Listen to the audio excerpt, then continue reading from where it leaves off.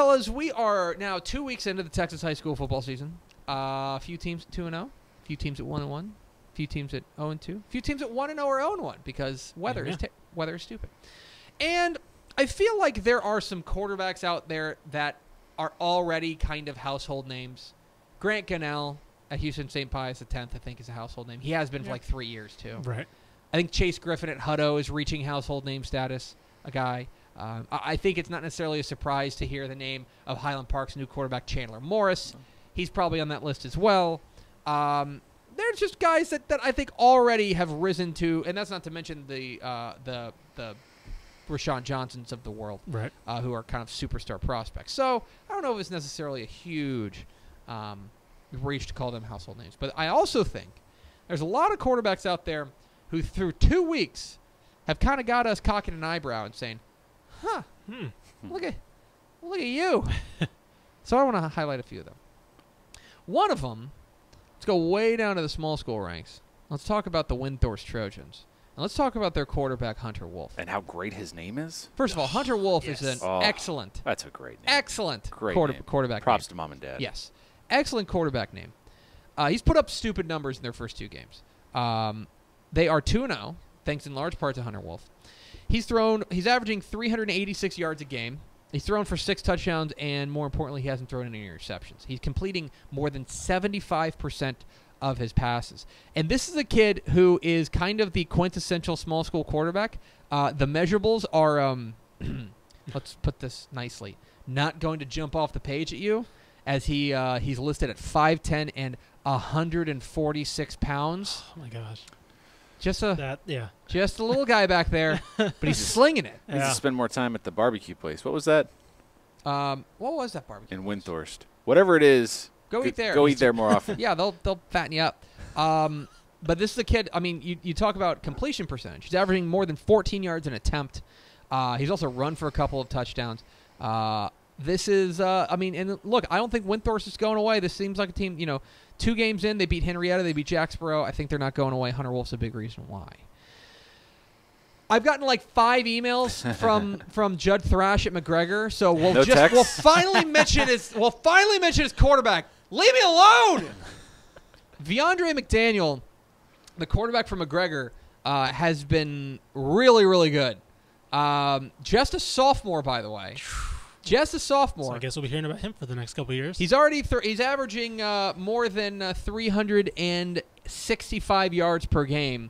He's completed 65% of his 58% of his passes.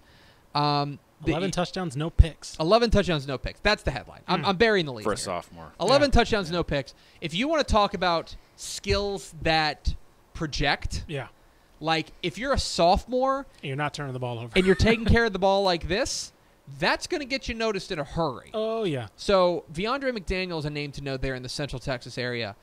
Just a sophomore, probably a name you will hear a lot about in the coming years. But Viandre McDaniel already making a name for himself. Let's go to the private school ranks. Let's go out east, and surprise, surprise, Bishop Gorman's throwing the ball a lot.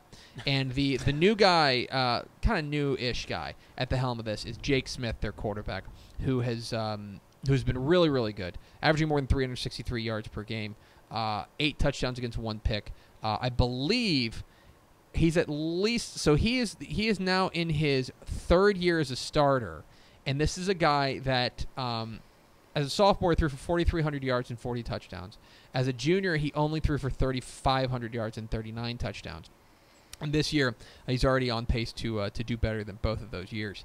Actually, not his sophomore year. His sophomore year, stupid. But I will say that already you've seen an uptick in his accuracy. He's completing 60% of his passes. He's only thrown 1 pick on just 77 attempts so far. This is a guy who, at the private school ranks, I think probably is not getting the love that he deserves out there. But all the measurables, 2'6", 210. Jake Smith, by the way, they're 2-0. That's going to be kind of a common theme of these guys. So keep an eye on Jake Smith out there, Tyler Bishop Gorman. Let's go to El Paso. El Paso Eastwood quarterback Christian Castaneda, a junior who's kind of his first 2 starts are pretty darn good, and they're letting it rip for the Troopers. He's already thrown 84 times in 2 games. He is He's thrown 5 touchdowns against 4 interceptions. He's got to clean that up a little bit. But as a junior in his first two games, I think you can kind of forgive it a little bit. But the numbers, they're letting it rip. He's averaging 13.5 yards per attempt. This kid has been a star. He's also run for 6 touchdowns. He was a 100-yard rusher last week in their crazy game against Plano. I want to ask Stepp about him. I know he was at that game. He was at that Eastwood-Plano game. I want to ask him what he thought of Christian Castaneda, the quarterback there for Eastwood. But this kid's a star. 6'1", 225. This guy's going to be a problem out there. Eventually, he'll to tackle too. Yeah. Eventually, he'll start turning into wins for them. But keep an eye on him because he's putting up some crazy numbers. And let's dip back down to the small school ranks. Peyton Bevel, the quarterback for Stanford, he was a big reason why they had that breakout year last year, where they went from I think like 2-8 to like 10 and were they an 11-win team or something like that? Yeah, I think they reached 10-3. 10-3. Peyton Bevel is back and he's doing Bevel things again. Is my distinct. It's with a heavy heart that I announced that Peyton Bevel's at it again. He threw for 429 in their opener against Merkel, 429 and 4, and then last week he only threw for 279 and 6 touchdowns against Roscoe. Only? Stanford's 2-0. Big reason why is their second-year senior quarterback Peyton Bevel, who's off to the races. He's also run for 84 yards, and more importantly, 58% completions, just 1 pick on his. The thing that's amazing about him is, and this is just proof of the Stanford offense at work, he's averaging 23 yards an attempt. That's a spicy meatball.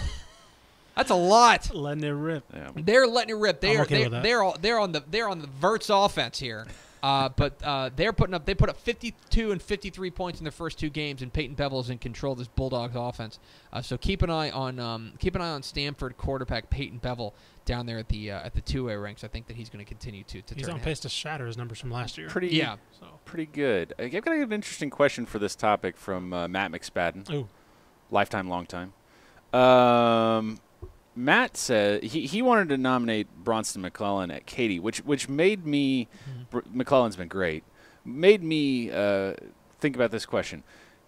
Is it tough to be a breakout quarterback at a program where the quarterbacks are supposed to be awesome? 100%. Can you be a breakout quarterback at Katy or Lake Travis? So that's the thing. If the quarterbacks are always good at those programs. So Lake Travis, yes, I agree. Right. And for example, Hudson Card has been great, but we're just going, oh look, another one. Another one. Yeah. Right. That's tough. Grant Tisdale has been great at Allen, and I know that he's getting a lot of love, but it's like, it's another Allen quarterback, right? I think Midway's that same way. Like, if Midway finds another quarterback, they'll be that same way. Katy's interesting, though, because I think when you think of Katy, you think of running backs. You think of DeAndre Glass. You think of Rodney Anderson.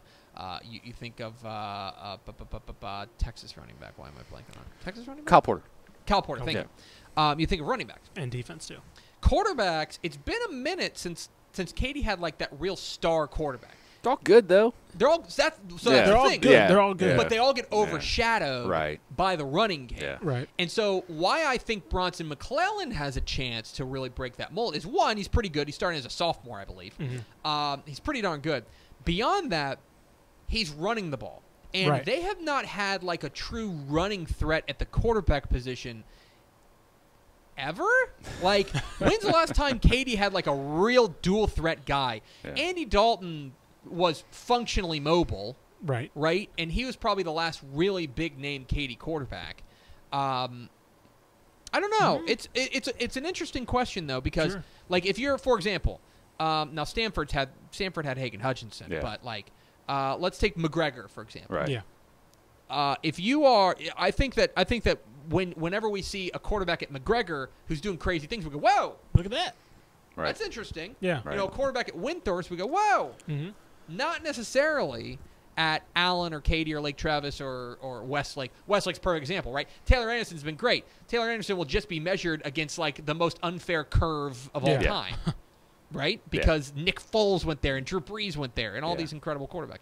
So it's an interesting conversation. But those are 5 guys that I think maybe because they come from area parts of the state that we don't think about a lot, or maybe because they're just harder to see them coming. A lot harder to see. I think that's the biggest thing. So there's that. So those are 5 breakout quarterbacks to keep an eye on after 2 weeks.